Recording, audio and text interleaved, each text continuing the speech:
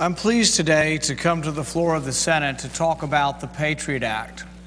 I'm pleased that we have cracked open the door, that we will shed some light on the Patriot Act. I wish the door were wider open, the debate broader and more significant, but we will talk a little bit about the constitutionality today of the Patriot Act. Jefferson said that if we had a government of angels, we wouldn't have to care or be concerned about the power that we give to government. Unfortunately, sometimes we don't have angels in charge of our government. There have been times, even in our history, when government has invaded your household to take things from you. In the 1930s, government came into your household and said, "Give us your gold." Gold was confiscated in this country in 1933. Could there conceivably be a time when government comes into your house and says, "We want your guns"? Well, people say that's absurd. That would never happen. I hope that day never comes. I'm not accusing anybody of being in favor of that, but I am worried about a government that is sifting through millions of records without asking, "Are you a suspect?" Without asking, "Are you in league with foreign terrorists? Are you plotting violent overthrow of your government?" One of the provisions of the Patriot Act is called the library provision. They can look at the books you check out in the library. Well, people say, well, still a judge has to sign these warrants, but we changed the standard. The standard of the Fourth Amendment was probable cause. They had to argue or at least convince a judge that you were a suspect, that you were doing something wrong.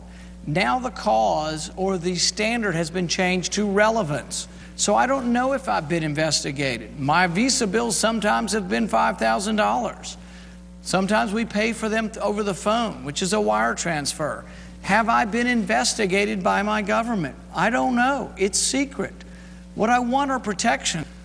Just because we believe in procedural protections, just because we believe in the Constitution, doesn't mean that we don't want to capture terrorists, but we just want to have some rules.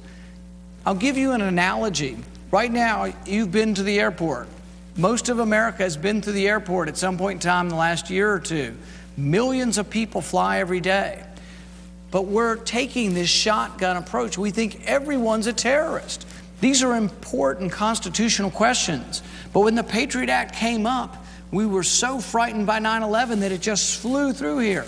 There weren't enough copies to be read. There was one copy at the time. No senator read the Patriot Act. It didn't go through the standard procedure.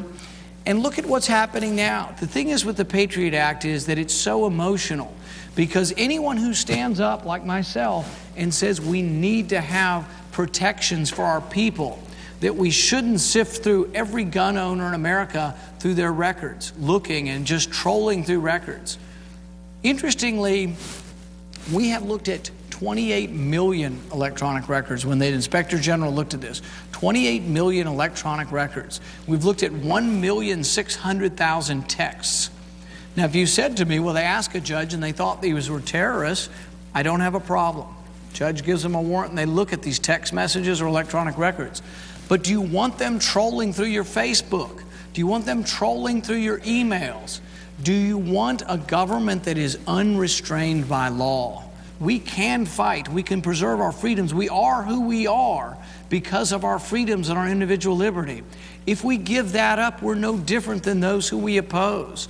Those who wish to destroy our country want to see us dissolve from within. We dissolve from within when we give up our liberties. But I guess most of my message is that we shouldn't be fearful. We shouldn't be fearful of freedom. We shouldn't be fearful of individual liberty. And they're not mutually exclusive. You don't have to give up your liberty to catch criminals. You can catch criminals and terrorists and protect your liberty at the same time. There is a balancing act. But what we did in our hysteria after 9/11 was we didn't do any kind of balancing act. We just said, come and get it. Here's our freedom. Come and get it. I think we all want security. Nobody wants what happened on 9/11 to happen again.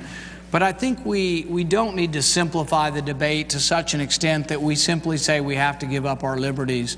For example, I can't tell you how many times people have come up to me in Washington, other elected officials, and they say, we could have gotten Moussaoui, the 19th hijacker, if we'd had the Patriot Act.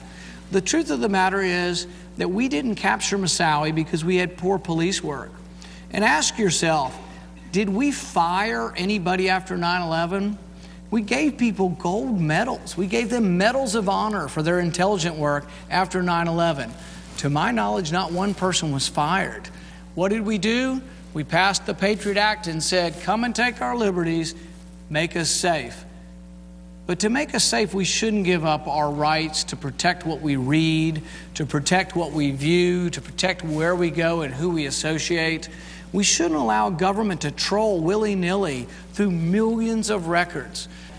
So I would ask in conclusion that as these amendments come forward, that people think about it, think about our constitutional protections, but don't go out and say that, you know, the senator from Kentucky doesn't want to capture terrorists, or that the senator of Kentucky wants people to have guns and to attack us. Because the thing is we can have reasonable philosophic debates about this, but we need to be having an open debate process.